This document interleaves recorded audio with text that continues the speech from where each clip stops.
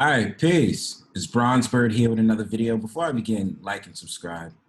So today I wanted to make a brief conversation. I know this is going a lot into politics about gender identity and, a lot of things about the so-called LGBTQ community as we close out this month, which was supposed to be known as Pride Month, that a lot of things is taking form. A lot of this inclusivity arguments about who can join sports and what sports to join and all these different things.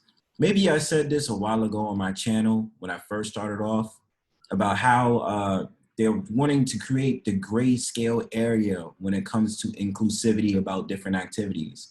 I think a while ago I mentioned something about how when it comes to like something like, maybe I did, when I mentioned the idea about how they had girls going to the Boy Scouts. Or maybe that was a private conversation, but to me, when I heard news like that, I never understood what was the point of that, because nobody really cares about the Boy Scouts when it comes to what they do, because everybody's gonna be bored trying to collect quarter collections versus Girl Scouts that has a whole weed strand and Girl Scouts that has a whole entire, like cookie collection that they do every year. So what would you rather? Would you rather care about collecting coins or collecting cookies and having a whole entire cookie business that everybody flocks to when it comes to the springtime usually? But getting back to my point, I'm going to be showing you something and giving my commentary on something I think is very, intriguing to have a conversation about. Again, going back into the inclusivity of sports, you see how they had, I believe, Leah Thomas that was involved in the whole entire swimming thing.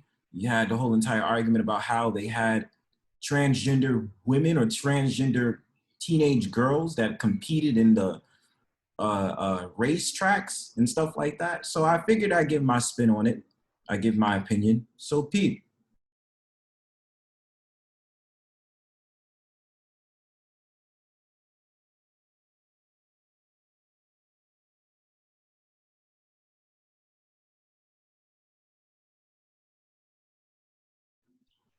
Fair use. We now learn, oh, surprise, surprise, James, a 13-year-old girl came second in a skateboarding competition to a 29-year-old transgender woman. And I always qualify, when you say transgender woman, you mean biological male. This is the way the left twists words to the opposite of what they mean. Is it necessarily twisting the words or telling their truth? Biological male who now identifies as a woman has won the skateboarding competition in New York. 13-year-old girl taking home second prize. Do you think that? And the ironic thing is, I don't know much about this skateboarding. I mean, I know they have a skateboarding contest and stuff like that, competitions, but I would figure that when it comes to sports like these, they divvy it up also by age. This trans competitor is 29 years old and the other one is 13 years old. So I'm just kind of like, wouldn't it be practical to have the 13-year-old girl competing in the competition with, let's say, age bracket would be 11 to 17, 12 to 17, 12 to 19, 20 to 29, something of that sort. But this is something I wonder about. 13-year-old girl, when she gets home, mum and dad say to her, try a bit harder and you'll get there next time, James. Yeah, well, I mean, look, I don't know, it does give you sort of the ultimate excuse for a kid if you come from a home where, they're always like, well, second place, that's only just, second last, why not first place? Well, you can just throw this one out now in the future when you come home from your sporting competition. But no, it's a bizarre decision. Usually I'm just thinking off the fact of matter, like, my voice needs to be heard. My voice needs to be heard from the left, you know what I'm saying? Not to go on a conservative path with this, but usually that's my mind frame and thinking when I hear conversations like this. Like, oh, well, my story needs to be heard. I can compete just like they can. But I'm like, let's continue. By the skateboarding union or whatever the group is to allow this competition to take place. I mean, not only because of the gender thing, but also this incredible age gap. We now learn. And that's the one thing that I was saying, the age gap, and then also about the gender thing.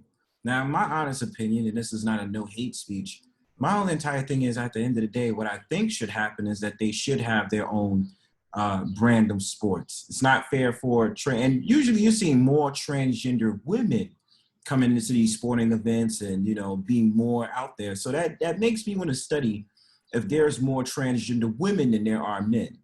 You understand? Like, I don't really see too many transgender men that's competing, or I'll hear about, or I'll know that there's transgender men, but more so there's transgender women more than there are men. So that needs to come into question. But my whole entire thing is, in my opinion, I think that there should be a separate sport and an event for them. Just like you wouldn't have a paraplegic on a running team with someone who can actually run. You wouldn't have them on the same thing. And we have the understanding that when it comes to science, that they always ignore it, that there is something essential about a man's physique that's different from a woman, which means at the end of the day, they know as much as I know that when it comes to science and biology, that it is actually an unfair advantage for the transgender woman to compete in the same sport as a biological woman. But give me your thoughts in the comment section. All right, peace.